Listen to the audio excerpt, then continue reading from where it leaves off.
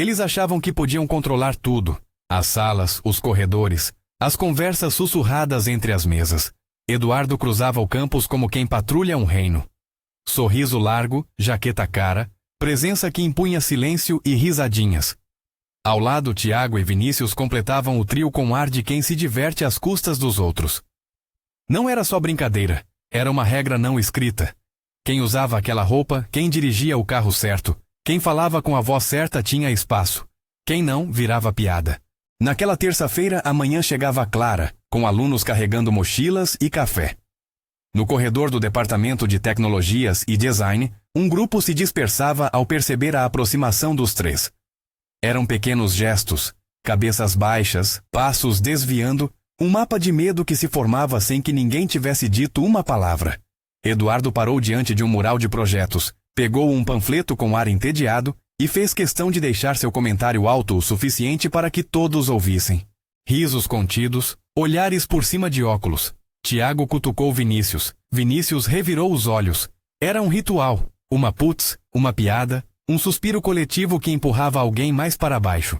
A reação ia além da teatralidade. Havia consequências, oportunidades que desapareciam, convites não dados, a sensação de que a porta para alguns ambientes estava trancada. Entre os observadores, alguns murmuravam sobre favoritismo, sobre dinheiro que abriga portas. Outros apenas aceitavam. Era o cenário onde o trio se sentia intocável.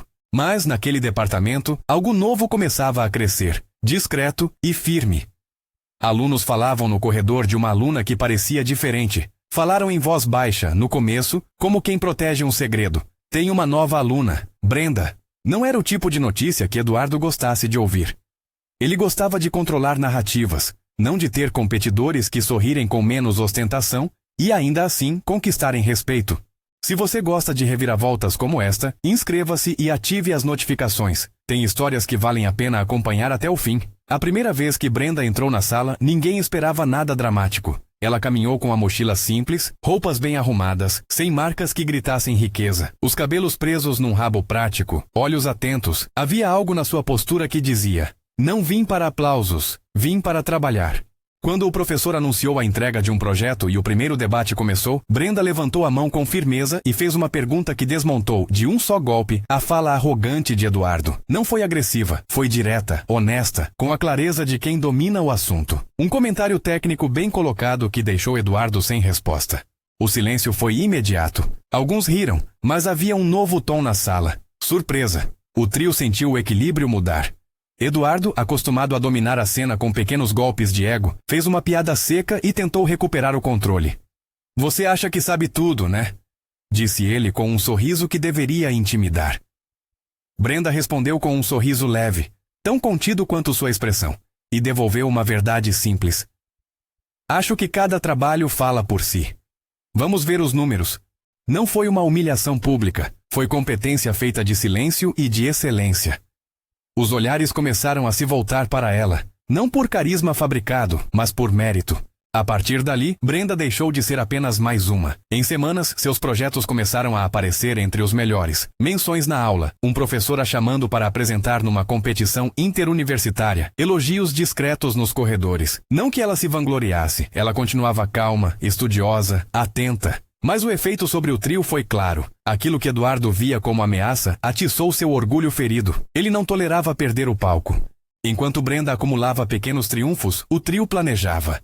Reuniões fechadas no café perto do campus, olhares que se cruzavam com a intenção óbvia de devolver a humilhação em dobro. A ideia foi amadurecendo. Se não podiam derrubá-la pelos projetos, iam derrubá-la pela cena, pela exposição pública. Havia um aniversário chegando, a festa anual de Eduardo em um restaurante sofisticado, convidados seletos, ambiente feito para impressionar. Um lugar onde tudo podia ser controlado, a lista de presença, os rostos, as reações. O plano era simples na construção e cruel na intenção. Convidá-la para a festa, cercá-la com câmeras, criar um momento em que o riso coletivo fizesse dela o alvo. Não havia pudor em usar tecnologia em seu favor. Havia, em compensação, um cálculo social frio, como se a plateia tivesse o direito de decretar quem era digno. Tiago e Vinícius riram no esboço do plano como se fosse um jogo. Será épico, disse Vinícius. A galera vai amar. Eles não pensaram nas linhas tênues entre diversão e humilhação. Não queriam pensar no efeito humano. Queriam apenas ganhar de novo. Brenda recebeu o convite com naturalidade. Não faria sentido recusar sem antes entender a situação, e recusando, poderia só alimentar o projeto de destruição deles. Ela respondeu com discrição. Aceitou. Não era ingenuidade. Era decisão estratégica. Sabia dos riscos, sabia do histórico do trio, mas sabia também que fingir ausência seria ceder ao medo. Ela não estava interessada em performances ideológicas, estava interessada em manter sua dignidade e em responder com verdade quando necessário. Na preparação para a festa, as cenas alternavam entre luxo e tensão. Havia o brilho de talheres, a impressão de menus caros, risadas levemente encenadas pelos convidados que queriam pertencer. Havia também a montagem do plano. Conversas sussurradas sobre posicionamento das câmeras, quem falaria o quê? Como transformar cada movimento de Brenda numa narrativa ridícula. O clima era de quem arquitetava um espetáculo. Só que o destino, e algumas escolhas feitas com elegância, guardavam surpresas. Alex entrou nesse tabuleiro de maneira quase cinematográfica. Não era um jovem de roupas exageradas. Sua presença vinha de outro lugar, de uma segurança tranquila que vinha junto com influência. Ele era conhecido em círculos selecionados. Relacionamentos comerciais com famílias que apareciam em jantares e conferências, nome citado em projetos que financiavam atividades do campus. Entre alguns dos convidados, seu nome provocava um leve alvoroço. Havia quem sussurrasse sobre acordos e investimentos. Para Brenda, Alex era um companheiro, não um acessório. Para Eduardo e seu grupo, era uma vantagem socialmente dolorosa. A presença dele poderia acentuar ainda mais a humilhação pública planejada. Era como se tivessem convidado a plateia perfeita para sua peça de maldade. Na noite da festa, o restaurante parecia uma cena de outro mundo. Iluminação calorosa, cristais que cintilavam, conversações murmuradas entre jantares finos. Convidados chegavam em trajes alinhados, cumprimentos de praxe. O trio fazia o papel que conhecia. Superioridade sem esforço, piadas que deveriam soar naturais, olhares que mediam a importância de cada rosto. Eles estavam confiantes demais. Era a autoconfiança que precede o erro. E então a limousine parou. O ronco do motor trouxe um silêncio curioso, como se o lugar percebesse um ponto de inflexão. Do automóvel desceu Brenda, que não precisava de ostentação para se destacar. O vestido era elegante, de corte simples mas impecável, moldado mais por bom gosto do que por etiqueta. Havia um brilho na sua postura que não vinha de roupas, mas de presença. Ao seu lado, Alex desceu com discrição, uma mão no bolso, olhar atento. Eles caminharam com calma. Não era pressa nem desfile, era chegada pensada. Os primeiros flashes vieram como notas, o som de câmeras, murmurinhos que se transformaram numa onda de expectativa. Olhos que se voltavam para ela, alguns surpresos, outros prontos para o espetáculo sádico que haviam aguardado. Eduardo sorriu de canto, certo da eficácia do plano. Tiago e Vinícius trocavam olhares cúmplices. Tudo estava pronto. Ou pelo menos isso era o que pensavam. Quando Brenda entrou, o ar mudou. Não por causa do vestido ou da fortuna. O que impressionava era a calma com que ela atravessou o ambiente. Nem uma palavra ríspida, nem um gesto exagerado. Ela caminhou, cumprimentou com educação os que a conheciam, agradeceu o convite com naturalidade. Havia elegância nas frases curtas que trocou. Obrigada pelo convite, Eduardo. Um agradecimento simples, quase automático. E então, ela parou. Não era um discurso. Foi um gesto que transformou a noite. Brenda não precisou bradar que vinha de outra realidade. Ela mostrou com sutileza que a história dele sobre ela era incompleta. Em voz baixa, mas audível, disse a um grupo. Fico feliz de estar aqui. E é bom ver projetos que investem na comunidade. Não era uma declaração sobre dinheiro. Era uma presença que, por contraste, expôs a pequenez do plano do trio. E depois, com leve ironia que não soou amarga, mencionou Alex. Ele me acompanhou porque trabalhamos em parceria em um projeto que envolve bolsas para o departamento. Ele se importa com educação. A frase era clara. Alex era mais que um acompanhante. Ele trazia conexões e influência, e seu envolvimento com o departamento não era segredo entre alguns convidados. A reação foi um quadro de microexpressões. Primeiro, o silêncio desconfortável de quem esperava o cair do pano. Depois, sussurros que não começaram com risadas, mas com curiosidade. Eduardo arregalou os olhos, como se aquilo tivesse escapado do seu roteiro. Tiago e Vinícius engoliram palavras que já estavam prontas para serem lançadas. As câmeras que haviam sido posicionadas para capturar um embaraço começaram estranhamente a registrar algo diferente. Olhares trocados entre famílias influentes que murmuravam entre si, perguntas abafadas, a súbita consciência de que haviam apostado numa narrativa que podia se virar contra eles. O efeito nas redes sociais foi quase imediato. Vídeos curtos, cortes de cenas, comentários que oscilavam entre choque e prazer. Mas a virada veio de maneira socialmente complexa. As mesmas pessoas que, dias antes, riam da humilhação, agora encontravam graça na ironia. O trio não foi apenas exposto, foi o núcleo de uma piada que rodava o campus. Mas não era uma celebração cruel. Era a percepção coletiva de que aquele que manipula os outros para entreter, talvez mereça, por justiça social, enfrentar seu próprio espetáculo. E o público, que cria narrativas em tempo real, ajudou a transformar a tática em um espelho. No grande momento do jantar, quando Eduardo decidiu tomar a palavra e transformar a cena em seu palco, sua fala tropeçou. Ele tentou uma piada, e o riso que buscava não veio. Veio um silêncio cortante. Alex, com a compostura de quem estava acostumado a ambientes onde reputação se mede em parcerias, o observou com frieza. Os convidados olharam para Eduardo de maneira diferente, não mais com a deferência do começo da noite, mas com a curiosidade inconveniente dos que esperam explicações. O dispositivo que deveriam usar para humilhar tornou-se inútil. As pessoas não acreditavam que o espetáculo era moralmente aceitável. E talvez o mais doloroso para eles, as próprias câmeras e microfones colocados para evidenciar a humilhação foram de repente instrumentos que documentavam o próprio constrangimento do trio. Eduardo sentiu o chão fugir sob seus pés. O que ele planejou como demonstração de poder virou prova pública de uma falha ética. O rosto que costumava ostentar desprezo agora mostrava sinais de um desconforto real. Tiago e Vinícius olharam ao redor em busca de apoio e não encontraram mãos estendidas. Alguns convidados desviavam o olhar, outros demonstravam clemência timidamente. A noite, que parecia dominada pelo brilho do falso bom gosto, ganhou outro tom, um lembrete de que o poder sem responsabilidade é frágil. As consequências não pararam naquele salão. Vídeos foram compartilhados, conversas foram reiniciadas ao redor da cidade universitária. Havia comentários que julgavam, claro, mas também havia quem ponderasse sobre a complexidade humana. O que nos leva a diminuir alguém? O que acontece quando confundimos bens com valor? Nas redes não faltaram memes, frases sarcásticas, cortes que circulavam com rapidez. Mas, mais importante, havia uma pressão social que se tornou palpável. O trio começou a sentir o peso da opinião coletiva, que mudou de conivência para reprovação.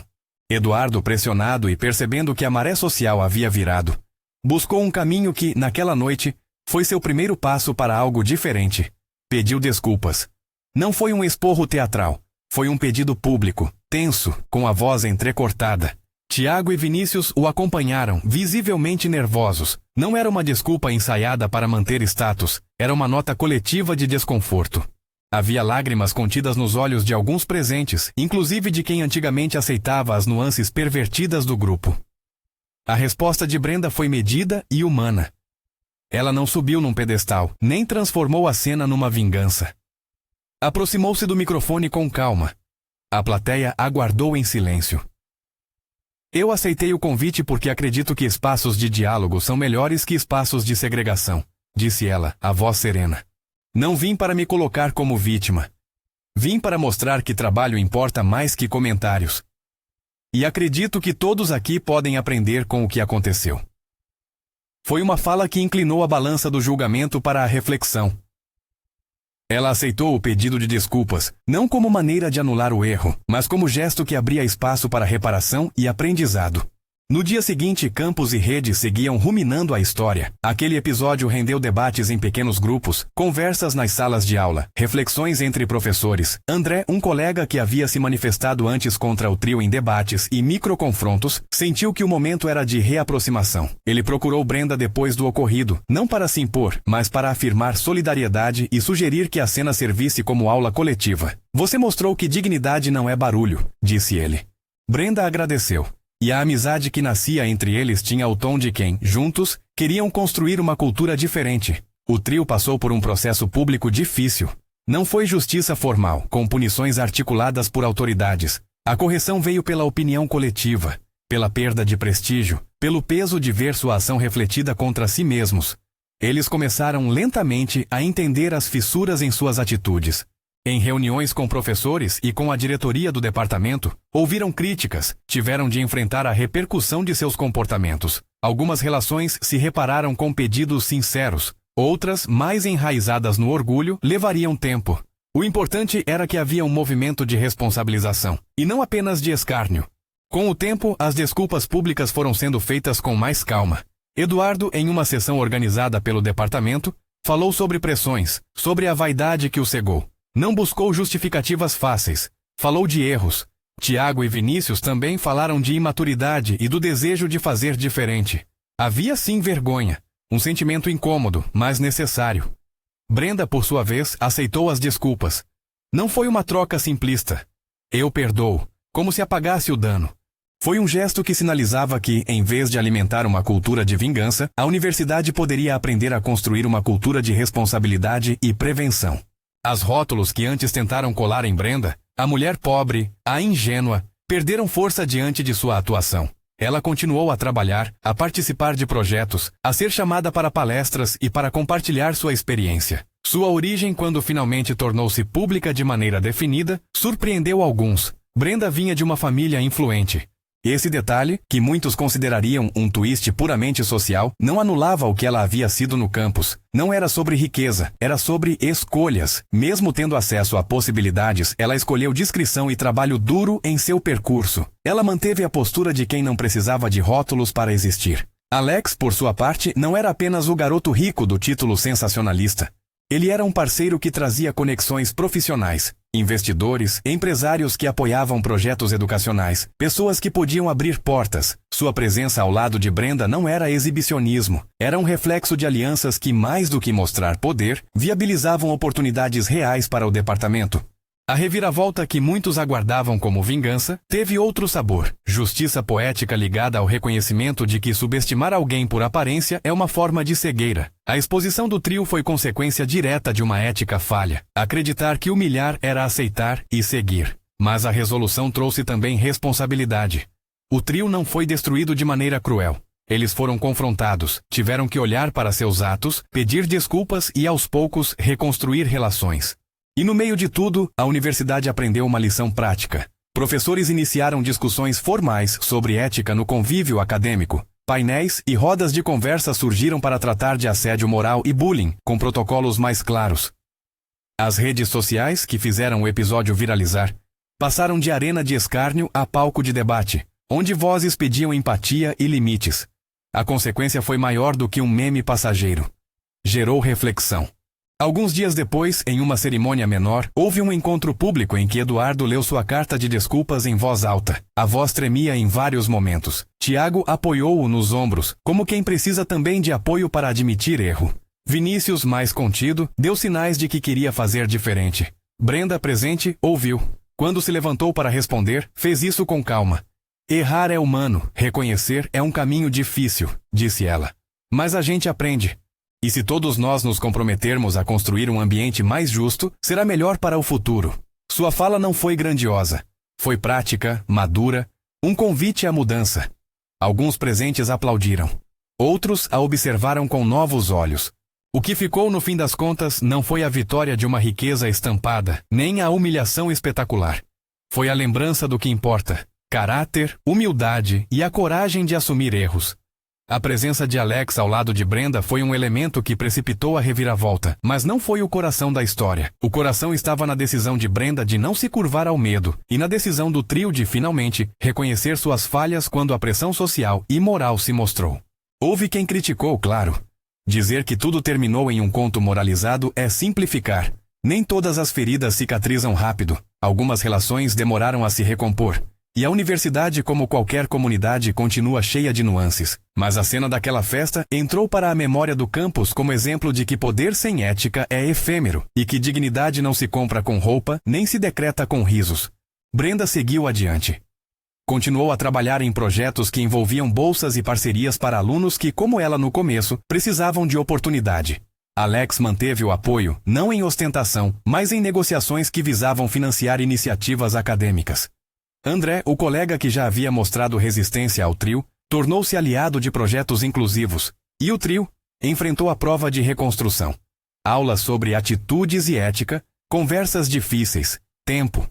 Não um espetáculo de punição, mas um processo de aprendizagem. No fundo, o que surpreendeu todos foi simples. A revelação impactante prometida no título não veio apenas do choque de riqueza exibida. Veio da inversão de expectativas, do espelho colocado diante de quem acreditava que controlar histórias era um direito. Veio da força tranquila de quem optou pela presença e pela integridade em vez do grito. E veio do fato de que, quando o roteiro maquiavélico é posto em prática, às vezes o mundo devolve a imagem com seus próprios reflexos. Quando a poeira baixou, muitos voltaram ao campus com uma pergunta nova. Como construir um ambiente onde talento e esforço importem mais do que etiquetas e aparências? A resposta não foi imediata, mas a conversa havia começado. O episódio serviu como marca de um ponto de virada. Uma comunidade que, ao menos por alguns meses, passou a questionar suas práticas, a valorizar reparação e a incentivar responsabilidade. Nos corredores, em conversas informais, era comum ouvir alguém remeter àquela noite e dizer: "Lembra quando eles acharam que podiam humilhar alguém e acabaram humilhando a si mesmos?" A fala vinha com diferentes tons. Um riso raso, um suspiro de alívio, uma reflexão. O que persistia, no entanto, era a noção de que haveria sempre escolhas a fazer, e que escolher com dignidade faz diferença. E por fim, o que Brenda carregava não era a ostentação de ter provado um ponto, mas a possibilidade de transformar um episódio doloroso em oportunidade de mudança. A aceitação das desculpas não foi fácil nem automática, mas foi um gesto que abriu caminho para diálogo. A noite da festa deixou uma lição, que se estende além de um campus. Nunca subestime quem opta por trabalhar em silêncio, e nunca confunda posse com valor. A verdadeira reviravolta é, muitas vezes, a que acontece dentro das pessoas. Se esta história tocou você, compartilhe com alguém que precisa lembrar que dignidade e caráter têm mais peso que aparência. E nos comentários, já viu alguém subestimado surpreender a todos? Conta essa história.